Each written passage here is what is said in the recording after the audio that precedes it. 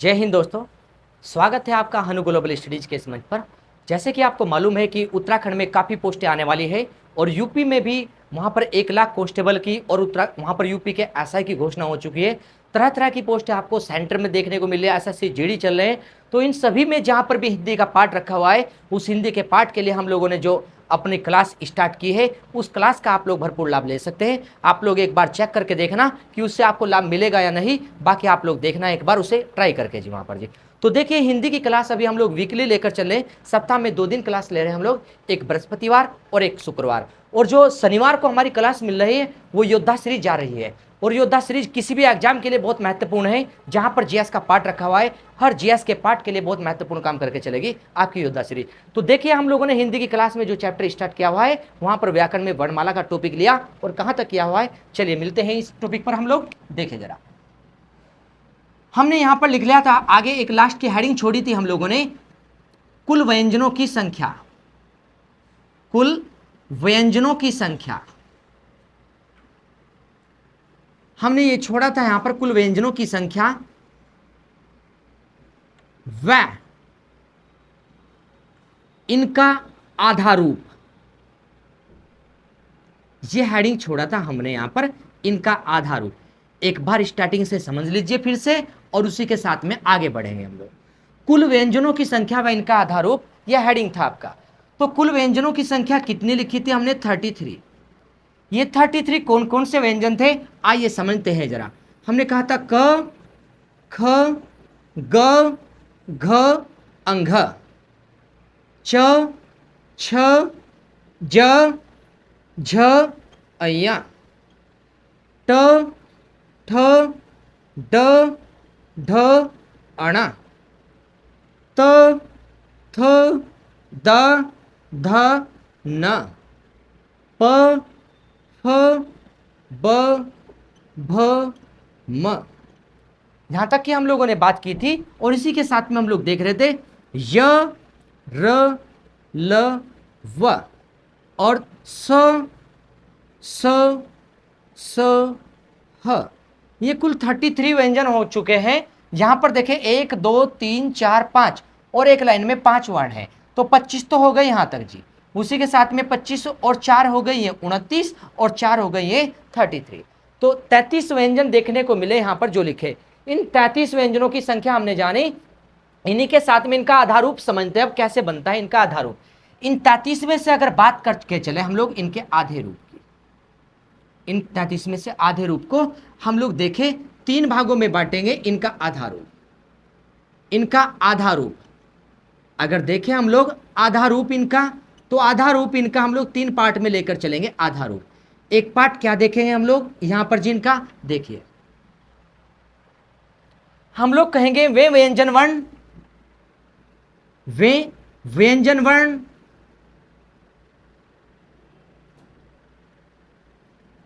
जिनका समापन, जिनका समापन, जिनका समापन खड़ी पाई से हो रहा है, खड़ी पाई, खड़ी पाई पर हो रहा है।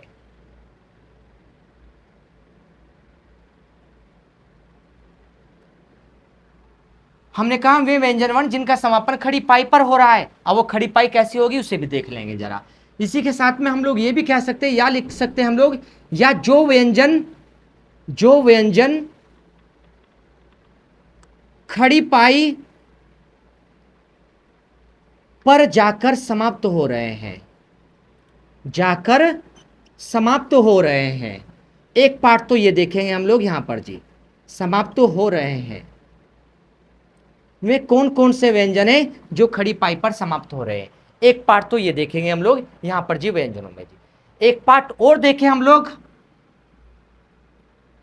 वे व्यंजन वर्ण, हम लोग एक पार्ट और देखेंगे यहां पर जी, वे व्यंजन वर्ण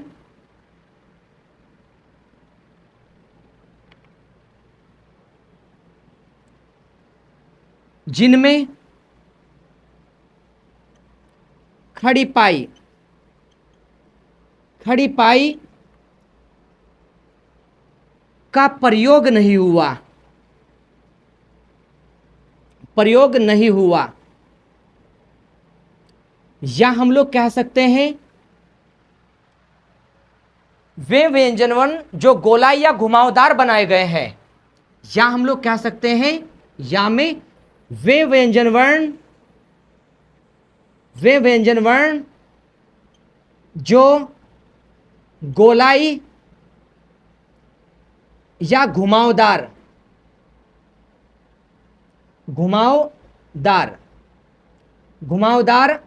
रूप में बने हो।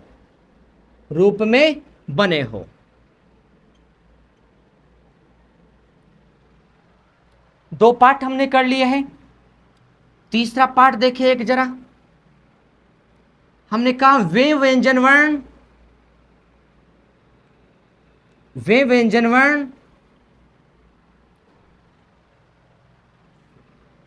जिनके बीच में खड़ी पाई हो, जिनके बीच में खड़ी पाई हो, जिनके बीच में खड़ी पाई हो, या कह सकते हैं हम लोग, या कह सकते हैं जिन व्यंजन वर्णों का अंग खड़ी पाई को पार करता हो, खड़ी पाई को पार करता हो, खड़ी पाई को पार करता हो। जानेंगे जरा हम लोग देखें, इनके आधे रूप के आधार पर तीन भेद किए हमने, जो आधे रूप के आधार पर हैं इनके। हमने कहा व्यंजनों की कुल संख्या 33 है, इनका आधार रूप लिखने के तीन तरीके हैं और तीन तरीकों में हम लोग जानकर चलेंगे इनके तीन रूप। जरा एक तो देखो जरा, हमने कहा कि एक व्यंजन है यहाँ पर जी, जो इसने लिखा है आगे, वे व्यंजन वर्ण जिनके बीच में खड़ी पाई आई हो। तो देखो जरा इन सभी में, अब देखो इसके तो अंत में खड़ी पाई कैसी होती है, ये होती है जी खड़ी पाई, इसे कहते हैं खड़ी पाई। जैसे हमने कहा क वर्ण है, ये क वर्ण है, ये क के बीच में खड़ी पाई है, तो हमें देखना है एक फ वर्ण है, फ। अब देखो फ के भी बीच में खड़ी पाई है, ये रही। तो हमने एक यहाँ पर लिखा है पॉइंट, वे व्यंजन वर्ण जिनके बीच में खड़ी पाई हो, या जिन व्यंजन वर्णों का अंग खड़ी पाई को पार करता हो। देखो जरा, ये रही खड़ी पाई, और क का ये जो अंग है खड़ी पाई को पार करके आगे निकल गया। ये रही खड़ी पाई, और फ को पार करके ये अंग बाहर निकल गया जो खड़ी पाई का है। समझ पा रहे हैं आप लोग? तो देखो जरा, ऐसे कितने वर्ण हैं, एक मिल गया क, आगे चेक करो खड़ी पाई को पार कर रहा है जिसका अंग। देखो जरा, या जिनके बीच में खड़ी पाई, ये देखो यहां पर जी खड़ी पाई लास्ट में है, ये भी लास्ट है, ये भी लास्ट है। अब देखो इसमें खड़ी पाई है ही नहीं, यहां भी लास्ट में, ये भी लास्ट में। ये देखो जरा, यहां पर देखो ये है जी बीच में खड़ी पाई एक, ये बीच में, यहां पर लास्ट में, इसमें खड़ी पाई लास्ट में, यहां पर खड़ी पाई नहीं है, यहां पर भी लास्ट में। देखो जरा, इनमें चेक करो आप लोग।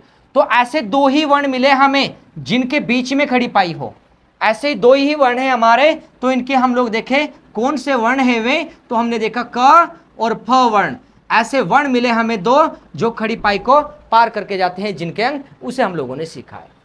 नेक्स्ट देखो जरा, आगे लिखा है वे व्यंजन वर्ण जिनका समापन खड़ी पाई से हुआ हो, मतलब लास्ट में उनके खड़ी पाई दिखाई दे रही हो, उनका समापन खड़ी पाई से हुआ। या जो व्यंजन खड़ी पाई पार कर समाप्त होते हैं, जो व्यंजन वर्ण, हमने कहा जो व्यंजन खड़ी पाई को पार कर, खड़ी पाई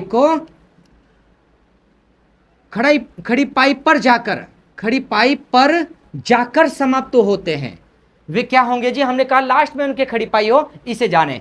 वे व्यंजन जिनका समापन खड़ी पाई से हो, या जो व्यंजन खड़ी पाई पर जाकर समाप्त हो, उन्हें क्या कहेंगे जी? हम लोग खड़ी पाई से अंत होने वाले व्यंजन। कौन कौन से? देखो ख में भी अंत हो रहा है, क तो नहीं है, तो देखो एक मिल गया ख, एक नाम मिल गया ख हमें, जो खड़ी पाई जिसके लास्ट में ये रही, देखो लास्ट में ख, और उसके बाद में ग के भी लास्ट में, ग के भी लास्ट में, और ध के भी लास्ट में, ध के भी लास्ट में। अब देखो जरा, और उसी के साथ में अंघा, अंघा में तो खड़ी पाई है ही नहीं। अब देखो च के लास्ट में, च के लास्ट में, च के लास्ट में, और देखो यहाँ पर छ में नहीं है, ज के लास्ट में, फिर ज के लास्ट में, और ज के बाद झ, झ में भी लास्ट में बनी है, झ में लास्ट में बनी है, और देखो अय्या, अय्या में भी लास्ट में बनी है। चेक करते चले, तीसरी लाइन पर आ चुके हम लोग, ये 2 लाइन चेक कर चुके हम लोग जी।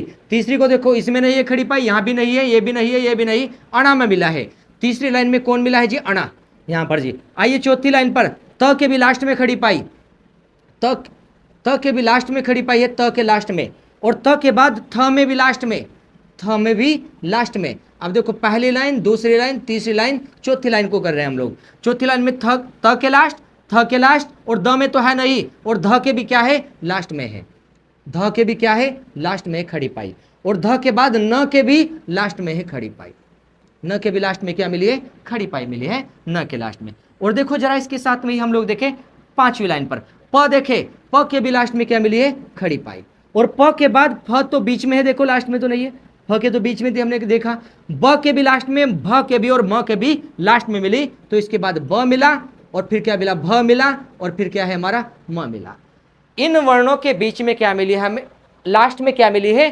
खड़ी पाई देखने को मिली है हमें यहां पर जी। अब कुल वर्ण कितने हो गए जी हैं जो खड़ी पाई से अंत हो रहे? अब देखो जरा, 3 और एक 4, और 4 ये है, देखो 4 तो ये हो गए जी, 4 हो गए, और 4 ये हो गए जी 8, और 4 ये हो गई 12, और एक इसमें मिला ये वाला 1, और देखो 3 ये मिले 3, जोड़ दो 4 4 8 4 12, 12 और 4 16, तो कुल कितने हो गए जी? 16 वर्ण। और ये कुल कितने हो गए जी? ये हो गए जी कितने? 2। ये 2 थे आपके जो खड़ी पाई से हमने देखा बीच में आ रही थी जिनके। और 16 वर्ण कैसे हैं? जिनका समापन खड़ी पाई से हो रहा है। आगे देखो जरा, और आगे लिखा वे व्यंजन वर्ण। देखो 16 तो हो गई है, लेकिन लास्ट में और भी तो बचा है कोई, य भी है। य के बाद क्या मिला है जी? ल है, फिर क्या? व, फिर स और स और स। आइए जरा 16 के साथ प्लस करेंगे, आगे हम लोग आते हैं नेक्स्ट पर जी। हम लोग आगे देखो, य है अंत खड़ी पाई से, उसके बाद क्या है जी? ल है, ल है खड़ी पाई से, और उसी के साथ में फिर व है खड़ी पाई के अंत में जिनके समापन हो रहा है। और देखो तीनों स में भी समापन हो रहा है, तो तीनों स देखो जरा, तीनों स देखे यहां पर जी हम लोग, तीनों स यहां पर, तो ये कितने मिल गए यहां पर जी? 6 ये मिल गए। तो 16 + 6, 16 + 6 कितने हो जाएंगे? 22। 16 + 6 22। तो हमने जाना कि जो वर्ण समाप्त हो रहे हैं इनकी कुल संख्या कितनी हो गई, इनकी जो समापन हो रहा है संख्या इनकी कितनी है? हमने कहा इनकी संख्या है 22, 22 हो गई है, और इनकी संख्या कितनी हो गई जी? 2। हमने कहा इनकी संख्या कितनी है यहां पर जी? 2 है। हमने कहा संख्या इनकी 2 मिली है हमें देखने को यहां पर जी। कितने मिले हमें? 2।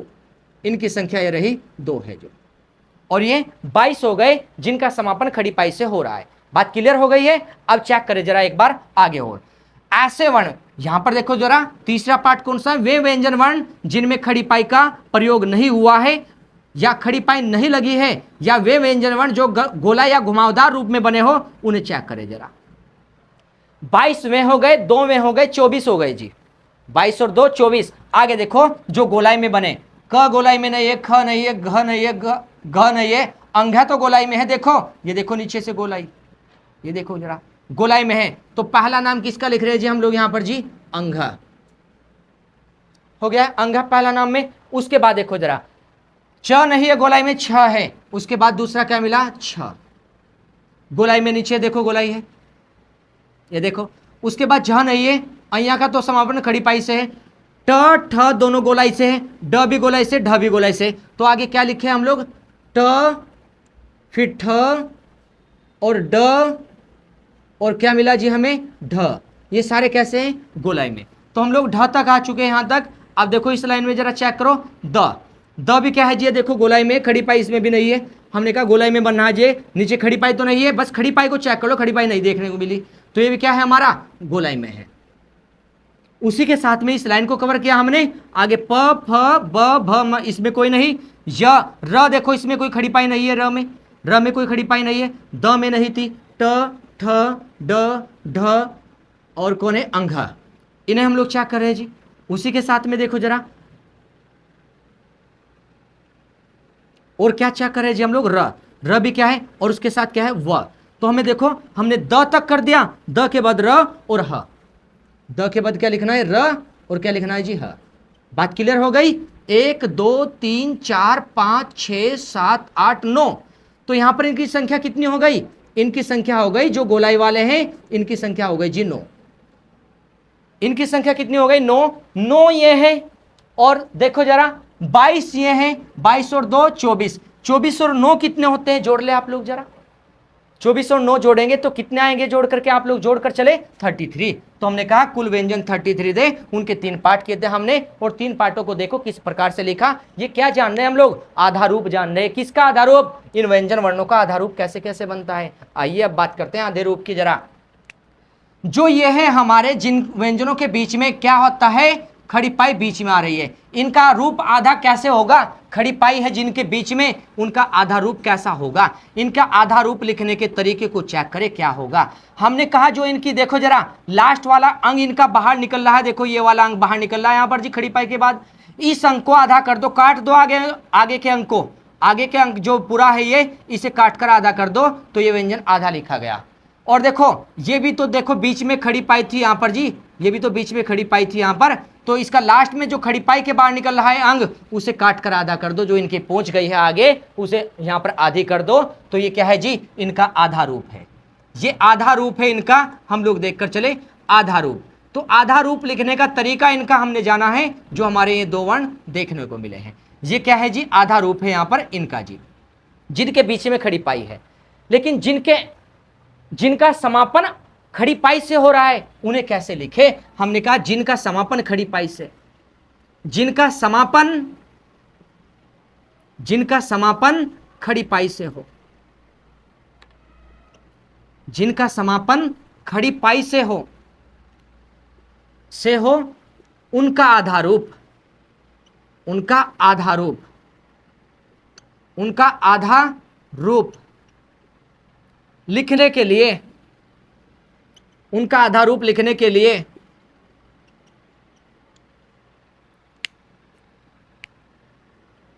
उनकी खड़ी पाई को हटा दो।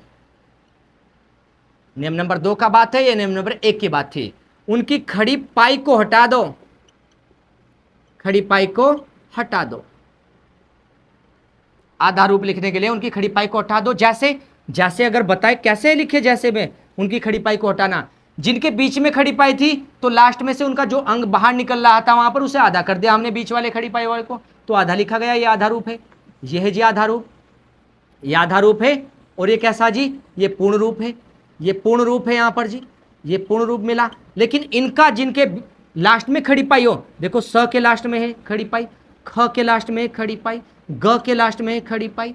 इनका आधा लिखने के लिए क्या करें? जिनके लास्ट में ये लग रही, देखो ये रही खड़ी पाई, और ये रही खड़ी पाई, और ये रही खड़ी पाई, जिनके लास्ट में खड़ी पाई है, आधा रूप कैसे लिखे? इनका आधा रूप लिखने के लिए उनकी खड़ी पाई को हटा दो। कैसे? ये बन गया जी स आधा, ये बन गया ख आधा, और ये बन गया ग आधा। इनकी खड़ी पाई को हटा दो इनका आधा रूप लिखने के लिए। पॉइंट हो गया। अब देखो जरा नेक्स्ट हम लोगों ने जो बात कर ली यहां पर जी, जिनके बीच में खड़ी पाई हो उनका आधा रूप कैसे बनेगा, और जिनके अंत में खड़ी पाई हो उनका आधा रूप कैसे बनेगा। तीसरा पॉइंट रह गया वो आपका वहां पर, ये पॉइंट रह गया आपका यहां पर, इसे भी करते हैं जरा। हमने कहा जिन वर्णों का निर्माण गोलाई से हुआ है, हमने कहा देखो जरा तीर यहां से ला रहे हैं हम लोग, हमने कहा इन वर्णों का या इन व्यंजनों का आधा रूप लिखने के लिए, आधा रूप लिखने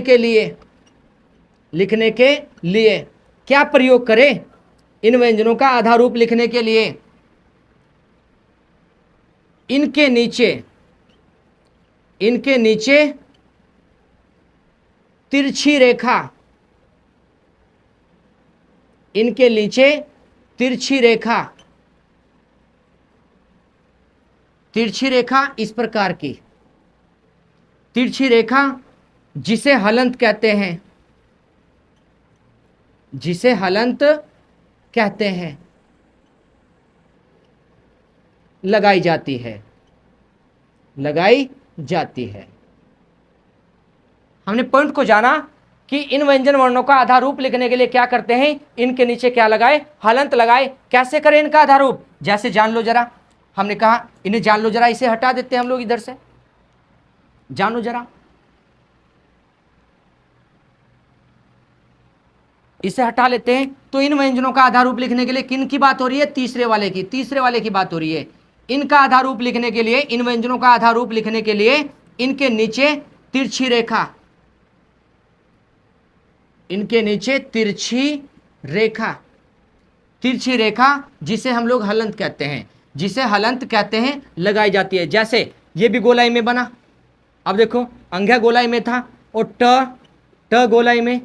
गोलाई में है, इसका आधार रूप क्या होगा? ये। अब देखो हम लोग देखते हैं, अंगा है, ट के बाद क्या लिखा था हमने यहां पर जी, सॉरी, अंगा के बाद छ के बाद क्या लिखा था? ट, और ट के बाद ठ के बाद ढ, और इसी के साथ में लिखा था हमने द, और द के साथ क्या था? र, और र के साथ था हमारा ह।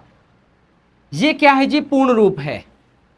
ये है जी पूर्ण रूप, ये पूर्ण रूप है। आधार रूप कैसे बनेगा इनका? हमने कहा इनका आधार रूप बताओ कैसे बनेगा। ये अंगा है, इसके नीचे तिरछी रेखा बना दो, आधार रूप। और देखो ये छ है, इसके नीचे तिरछी रेखा, आधार रूप। ये भी ट, आधार रूप बन गया। ये इसे क्या बोलते हैं? हलंत। और देखो इसके नीचे ड के नीचे हलंत तिरछी रेखा में, और ढ के नीचे क्या लगा है? तिरछी रेखा, और द के नीचे भी तिरछी रेखा, और र के नीचे एक तिरछी रेखा जिसे हलंत कहते हैं, और ह के नीचे भी तिरछी रेखा। तो ये क्या हो गया? आधार रूप, और ये क्या हो गया? पूर्ण रूप। क्या सीखा आज हम लोगों ने सीखा आज कि कुल व्यंजनों की संख्या व उनका आधार रूप क्या है, ये बात सीखी आज हम लोगों ने। तो आप लोगों ने जो काम किया है आज यहाँ पर, बहुत महत्वपूर्ण काम है ये काम महत्वपूर्ण क्यों बता रहे? क्योंकि इसके बिना संधि नहीं सीख पाने के आप लोग को पहले यह आना चाहिए कि आधार रूप कैसे बनता है। इससे पहले बताया था कि पूर्ण रूप किसके मिलने से बना था? स्वर के मिलने से पूर्ण रूप बन रहा है। उसके नीचे हलंत लग जाए तो स्वर निकल जाता है। लेकिन किस व्यंजन के नीचे आधार रूप हलंत लगाकर बनाए, या उसका आधार रूप हम लोग देखें जी, कोई वहां पर उसका अंक काट कर बनाए, या उसका आधार रूप हम लोग कोई खड़ी पाई को हटाकर बनाए, आज ये बात हम लोग सीख कर चले हैं। तो आप लोग ध्यान से इस चीज को नोट करना और रिवाइज करना यहाँ पर ध्यान से, क्योंकि ये बहुत इंपॉर्टेंट चीजें हैं। जब बेस मजबूत होगा तभी जाकर के हम लोग वहां पर मंजिल को तैयार कर सकते हैं। अगर नींव कमजोर रह गई आप लोग की, तो आप लोग रास्ता आगे बनाना कठिन हो जाएगा आप लोगों को। तो पहले तो आप लोग नींव को मजबूत करके चले, और नींव मजबूत होगी तो इसी के बेस पर संधि हल होगी, जो हम लोग देखकर चलेंगे। तो ध्यान से आप लोग नोट्स बनाना और अच्छे से तैयारी करना। पिछले जो लेक्चर है आप लोग उनके भी नोट्स बनाकर चलना अच्छे से जी। तो मिलते हैं नेक्स्ट क्लास में आप लोगों से हम लोग। धन्यवाद।